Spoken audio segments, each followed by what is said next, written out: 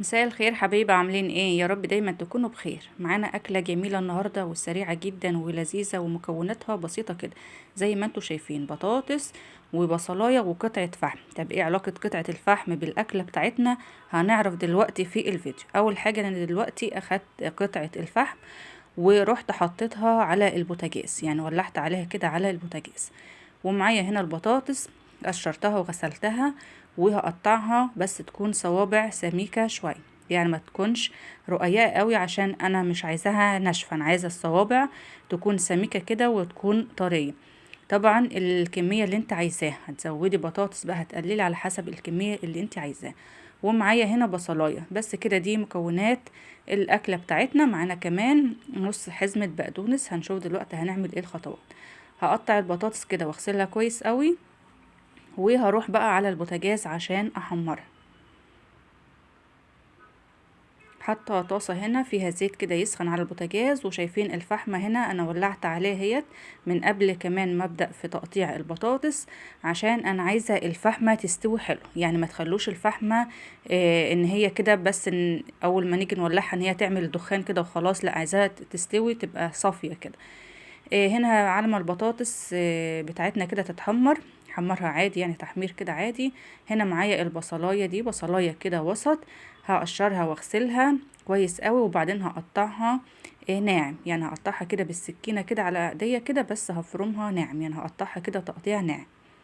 بجد الاكله دي حلوه قوي، طعمها حلو ومختلف. طبعا احنا كلنا كبار وصغيرين بنعشق البطاطس، فاحنا بنجدد بقى فيها وبنعملها بطريقه كده مختلفه وجديده، بس بجد طعمها حلو قوي. اي حد هيدوقها هتعجبه جدا. بعد ما قطعت البصليه كده صغير قوي، حطيت عليها رشه من الملح ورشه من الفلفل الاسود. بس هي دي كمان التوابل بس بتاعه الطبق بتاعنا النهارده، ملح وفلفل اسود بس. بخلطهم كويس قوي كده في البصلايه وبركنهم كده على جنب. معايا هنا ده البقدونس، نص حزمه كده من البقدونس. قطعت العيدان كده مش عايزاها، وهبدأ اقطع بقية الحزمة كده بس ناعم. بقطعه برضو ناعم قوي. أكلة بسيطة جدا، مش بتاخد بالظبط 5 دقايق كده في التحضير. بتنفع في أي وقت بقى، في الفطار، في الغدا، جنب أي أكل، في العشاء كمان. لو لوحدها كده مع طبق مخلل كده وشوية كده خيار ولا طماطم، بتبقى زي العسل.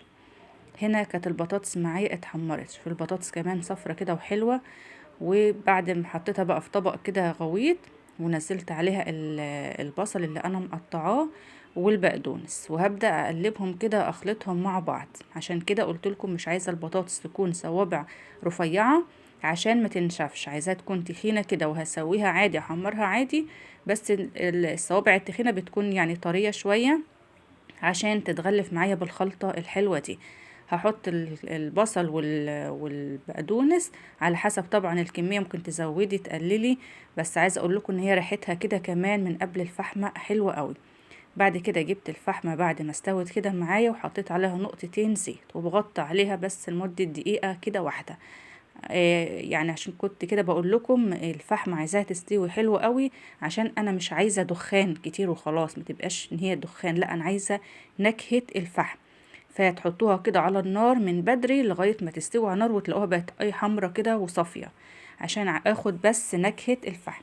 شايفين بقى شكل الطبق وجماله؟ بجد ريحته تحفه وطعمه كمان مختلف كده مميز. البطاطس كده متغلفة بالبصل وبالبقدونس يعني، وطعمها كده حلو يعني بجد، اكنك بتاكلي حاجة كده مشوية. بتعملها جنب يعني طبق جانبي كده، مقبلات جنب اي اكل انت عاملاه. وممكن كمان تبقى كده لوحدها، يعني تجيبي العيش بقى كده وتعمليها كده سندوتشات كده للولاد في العيش. جنبها مخلل زي ما قلت لكم، طبق خيار كده وطماطم. اي حاجة هتبقى بجد حلوة قوي. شايفين شكلها وطعمها وريحتها كمان، طعمها بجد مختلف ومميز. جربوها هتعجبكم جدا. وبس ليا رجاء عندكم، ما تنسوش اللايك يا جماعة، عشان هو ده اللي بيرفع الفيديو عشان يتشاف عند اكبر عدد.